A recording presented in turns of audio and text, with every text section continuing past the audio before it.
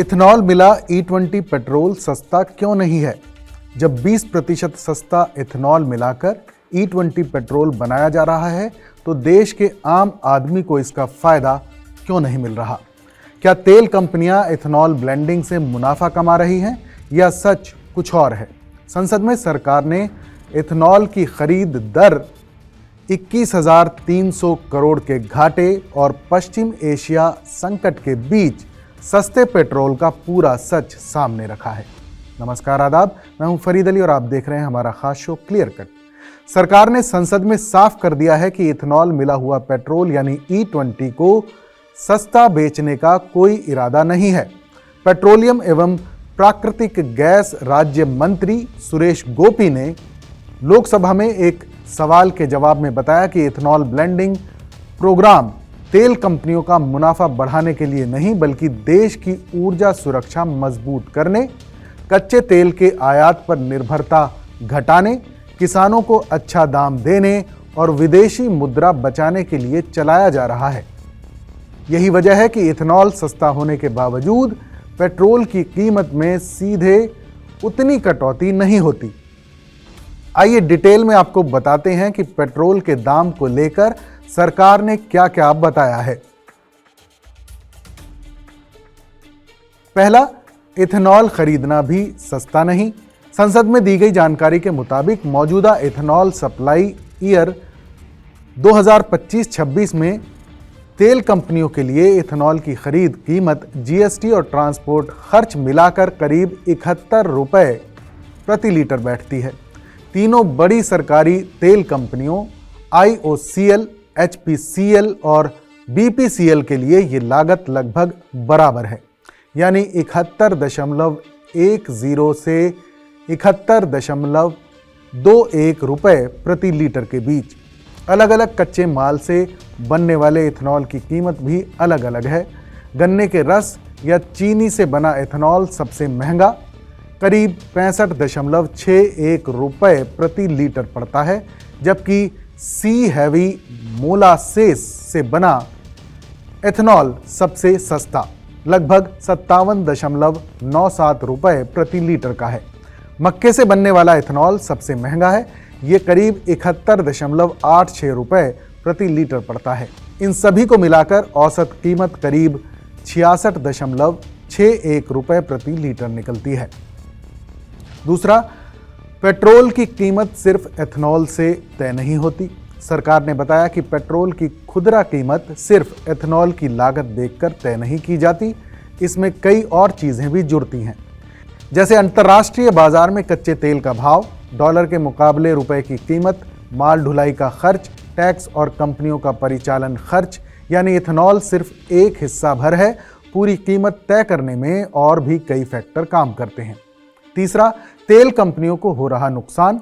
सरकार के मुताबिक मार्च से जून 2026 के बीच पेट्रोल की औसत डिपो कीमत करीब 85.8 रुपए प्रति लीटर थी, लेकिन बाजार के हिसाब से जो कीमत बनती थी, खुदरा कीमत उससे कम रखी गई। इस वजह से सरकारी तेल कंपनियों को औसतन 11 रुपए प्रति लीटर का घाटा यानी अंडर रिकवरी हुआ। 4 महीने की इस अवधि में ये घाटा करीब 21,300 करोड़ रुपए तक पहुंच गया। सरकार का कहना है कि जब कंपनियां पहले से ही इतना नुकसान झेल रही हैं तो E20 पेट्रोल पर अलग से छूट देने की कोई गुंजाइश नहीं बचती। चौथा, संकट के समय दिखा असली फायदा। सरकार ने संसद में इथेनॉल ब्लेंडिंग का सबसे बड़ा फायदा गिनाते हुए कहा कि ये पश्चिम एशिया संकट के दौरान साफ दिखा।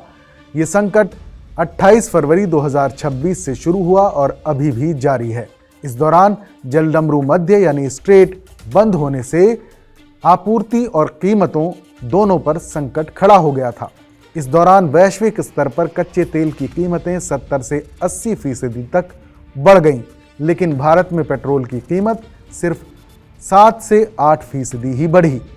सरकार का कहना है कि जब भारतीय क्रूड बास्केट की कीमत करीब $135 प्रति बैरल तक पहुंच गई थी, उस वक्त बाजार भाव के हिसाब से पेट्रोल करीब 125 रुपए प्रति लीटर तक जा सकता था, लेकिन भारतीय उपभोक्ताओं को दिल्ली में सिर्फ 94.77 रुपए प्रति लीटर पर पेट्रोल मिलता रहा, क्योंकि तेल कंपनियां एथनॉल करीब 70 रुपए प्रति लीटर में खरीद पा रही थी। यानी इथेनॉल की वजह से आयातित पेट्रोल का एक हिस्सा घरेलू स्तर पर बने एथनॉल से बदल गया, जिससे कच्चे तेल की कीमतों में उतार चढ़ाव और डॉलर रुपए के उतार चढ़ाव का असर कम हुआ। पांचवा, E20 को लेकर सुरक्षा संबंधी सवाल भी उठे। सवाल में यह भी पूछा गया था कि क्या एथनॉल ब्लेंडिंग से वाहनों पर कोई बुरा असर पड़ रहा है। इसके जवाब में सरकार ने बताया कि E20 प्रोग्राम की नीति आयोग वाहन बनाने वाली कंपनियों, तेल कंपनियों, ARAI, SIAM और भारतीय पेट्रोलियम संस्थान जैसी एजेंसियों के साथ मिलकर चरणबद्ध तरीके से लागू किया गया है। भारत में हर दिन करीब 8 करोड़ वाहन पेट्रोल पंपों पर पहुंचते हैं, जिनमें से करीब 80% पेट्रोल वाहन होते हैं।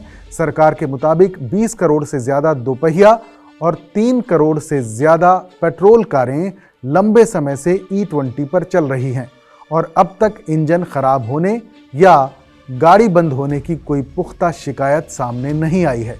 कंपनियों ने भी E20 इस्तेमाल करने वाले वाहनों पर वारंटी देना जारी रखा है।